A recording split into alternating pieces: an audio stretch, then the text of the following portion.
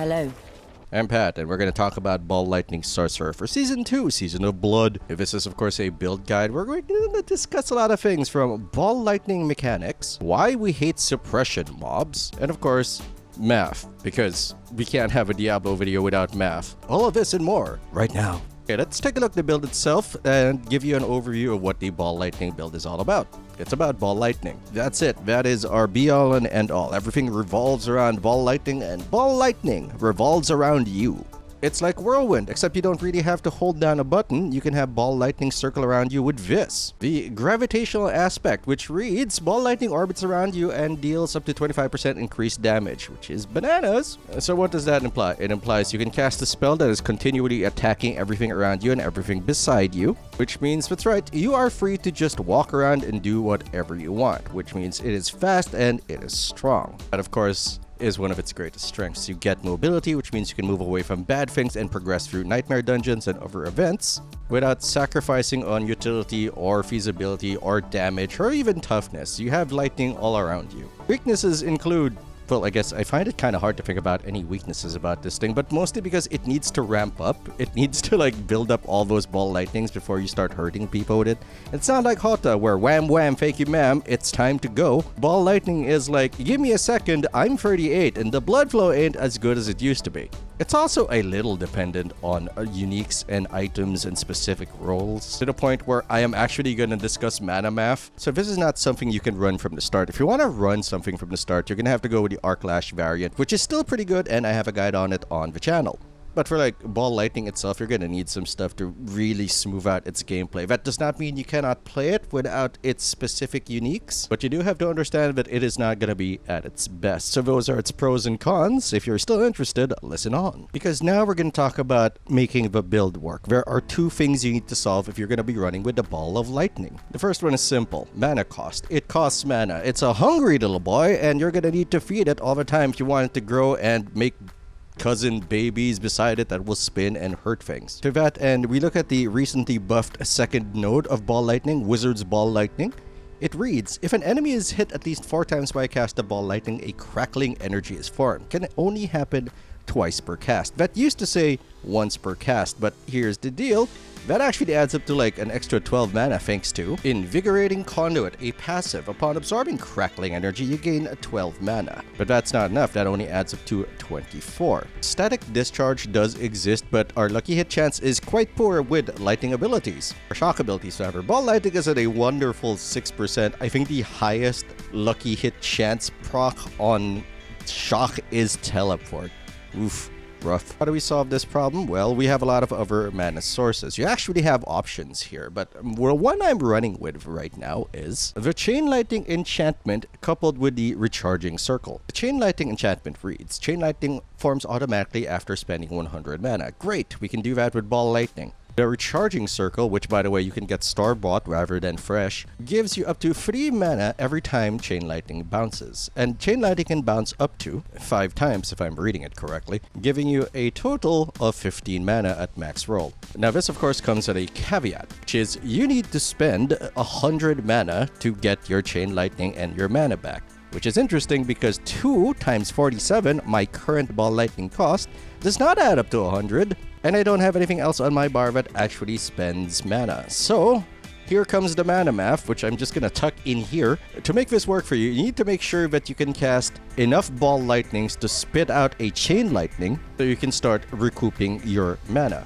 For me, unfortunately, that means I need at least 141 mana, because 47 times 3 is, and I confirmed this with a calculator, 141. That is why my Paragon nodes in-game look a little ugly, because I needed to bump up my mana, and I didn't have it on my rings and not on my helmet, because I'm running with Godslayer. Yes, you could take into account mana regeneration, but I didn't want to, because it is a little unpredictable and not reliable, more importantly. So I instead brute forced the mana problem by just having a bigger reservoir. Now you may require different math, and certainly the math in the build in the description below is gonna be for ideal rolls, but you must adjust it for yourself. You need to look at how many casts you need to proc a Chain Lightning Enchantment, and then have enough mana to do that without having to recharge mid-cast. I feel like you can make it work without this little requirement, but this has led to much smoother gameplay for me. Now, if you don't want to go that road, there's always the Prodigy's aspect, which reads using a cooldown restores up to 25 mana. It does give you more burst mana, but it becomes dependent on your cooldowns, which is fine because you're going to use your cooldowns a lot anyway. While this is a much more reliable option and one that does not require you to do any mana juggling, it does not synergize with one of our abilities, Unstable Occurrence, which allows us to randomly cast shock spells whenever we cast a shock spell. And since uptime on Unstable Currents is basically like all the time, maybe 10 seconds, 5 seconds off cooldown, you might be missing out on a lot of potential mana and thus a lot of potential damage. I would tell you to go with your heart, but I can also just tell you to go with what you drop. Either will work, but each has its pros and cons. Of course, we are running around with Tybalt's Will because it is one of the best items in the game if you can have at least 2 ways of making yourself unstoppable. In this build, we have 3, possibly 4 depending on the variant you take. So while you're unstoppable and for 4 seconds after you deal extra damage, but that's, that's great. But, we're also here for when you become unstoppable to gain 50 of your primary resource. Now, here's the little but here, you cannot just spam unstoppable abilities to regain 50 mana. If you are already unstoppable and you use an ability that makes you unstoppable, you will not gain 50 primary resource because you cannot become double unstoppable. Yes, admittedly, it is a very, very small fly in the ointment, a little fly that you can just scoop out and enjoy the rest of Tybalt's Will. Now, of course, we also have Flame Shield and Ice Armor, both of which are trying to solve some of our mana problems. Flame Shield, its second node reads, you gain 25% mana cost reduction while Flame Shield is active. Now, obviously, I did not take that into account for my mana reservoir vis-a-vis Chain Lightning calculations because it's not always going to be on. However, when it is there, let's just go nuts, okay? Ice Armor's first node reads, while Ice Armor is active, your mana regeneration is increased by 25%. Now, mana regeneration isn't necessarily the best thing we could run, as this is a burst spender, not a thing that spends over time. But this investment is very much worth it, considering how much mana we need. Every little bit helps. Okay, that's a bit of a mouthful, but stay with me. Now to solve the second problem, which is damage. Now we need to maximize Ball Lightning's damage. And you can only put on so many things, such as the Godslayer Helm, the Conceited aspect, as well as the Stormswell aspect. Oh, and the aspect of control. I mean, that's the simple part of maximizing its damage. The slightly more complicated part, and by complicated I mean just different,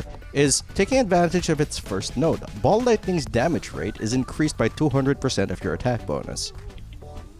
Okay, let's start simple. Let's start with Unstable Currents. Unstable Currents' first upgrade node reads, Unstable Currents increases your attack speed by 25 while active. So of course, we're running Flicker Step. Each enemy you evade through reduces your active ultimate cooldown by up to 4 seconds for a total of 10 seconds, or a total maximum of 10 seconds rather. Good news, you're going to be attacking a lot, so Flicker Step's attacks reduce evades cooldown by 1.2 seconds. Implicit ability is going to help you out a lot in keeping Unstable Currents up and running. We are also of course running the Anticipation Vampiric Power, which reduces the cooldown of your ultimate skills by 20%. Now of course you're going to want attack speed and everything you can get it on, from your offhand to your gloves, but you're also going to want it in your Vampiric Powers. Ravenous, which is one of the most fun vampiric powers we've gotten this season, reads, Lucky Hit up to a 20% chance to increase your attack speed by 30% of your total movement speed for 6 seconds. You can upgrade that attack speed bonus by 40% by upgrading it to rank 3. Currently, my bonus is 42.6% extra attack speed. That's a lot of Ball Lightning zappy zaps. Okay, that's it. That's it for Ball Lightning. But that is not all of the game. Defensive tools are also important. If your character goes down, you're dealing damage. That's why we're running Ice Armor as well as Flame Shield, the good old standbys. Although instead of Frost Nova, I am instead running a Lightning Spear because of its second upgrade. Lightning Spears stuns enemies for 2.15 seconds while critically striking. And my crit chance is high enough that I can trust Lightning Spear to be like Stone Cold Steve Austin on WWE Raw. Always stunning. However, if that's not your jam, you can always run good old Frost Nova. It is a sound defensive tool and might even be the smarter option if you are running with the Prodigy aspect because its cooldown can be lowered. Now, would you actually remove to put in a Frost Nova varies from person to person. Some people are, far braver than we and elect to remove Ice Barrier to put in a Frost Nova. And, that's a thought. Personally, I prefer removing my Lightning Spear if I'm gonna run around with a Frost Nova. In fact, while we're here, that's the singular reason why I don't have Raiment of the Infinite on my gear list. Instead, I have a very generic chest piece that has something Raiment doesn't have, and it is a lot of damage reduction. I mean, it also has the Mage Lord's aspect, which reads, Vivir's Mastery Key passive, which we are using, also grants up to 9% damage reduction for each close enemy. Full stop. If that was all it did, I'd be very happy, but it also increases it for each close enemy up to 27%. So even in a one-on-one against a boss, you still get 9% damage reduction, which is still pretty good. By the way, since I don't know where to put this, did you see that nonsense on screen where if we jump into a suppressor aura, no matter whether we dash or teleport into it, it eats all of our balls? We do not want suppressors. Suppressors go home. This is the only time I'm going to talk about preferred dungeons, because usually you can just figure it out. If you are a physical build, don't go to something that has physical resistance. If you're a crit build, don't go to something that reduces your critical strikes. Suppressor eating our ball lightnings is just, it's a very niche weakness, but it is a concern. Now, I have been running 91s to 100s with this build, no problem, but if your style is different or you just don't have the stats for it, you can opt to replace the Godslayer crown with a defensive helmet with cooldown and life, I guess, and armor bonus, and Snow-Veiled aspect. Casting ice armor makes you unstoppable and grants 30% increased armor for up to 5 seconds. Not only is it another source of unstoppable to pump up the jam with Tybalt's Will, the extra armor can allow you to hit the cap at level 100 Nightmare Dungeons, which I think the target number is 12,500 armor, which you can reach with Disobedience, which we have in our amulet, but this gives you room to ramp up, which is important, especially when you just enter a dungeon and you haven't really hurt that many people and don't have your Disobedience stacks. For the Paragon board, nothing entirely special. You can just check it out in the build in the description below to see what I did. I don't even think I needed to change anything in the Paragon boards between this and Blizzard and Arc Lash, because none of them really look at any specific nodes. Legendary nodes, I mean. And as a little bonus, if you want to start farming with this thing, just change your key passive to Overflowing Energy. Crackling Energy hits one additional enemy. Each time Crackling Energy hits an enemy, your shock skill cooldowns are reduced by 0.1 seconds. Increased to 0.25 against elite. That doesn't sound like a lot, but you're going to make a lot of Crackling Energy. You don't even need to invest in the last node for Unstable Currents, because you don't need to go infinite on the Lightning. You will make enough little sparky balls to pick up by yourself.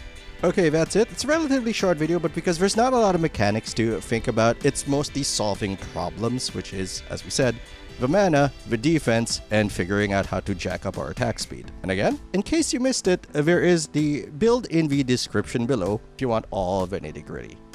Thanks for watching. If you enjoyed the video or enjoyed the build, don't forget to like, comment, subscribe, ring that bell, do all those nice things and more. And also, if you just want to ask a question, I'll try to get back to you as soon as possible.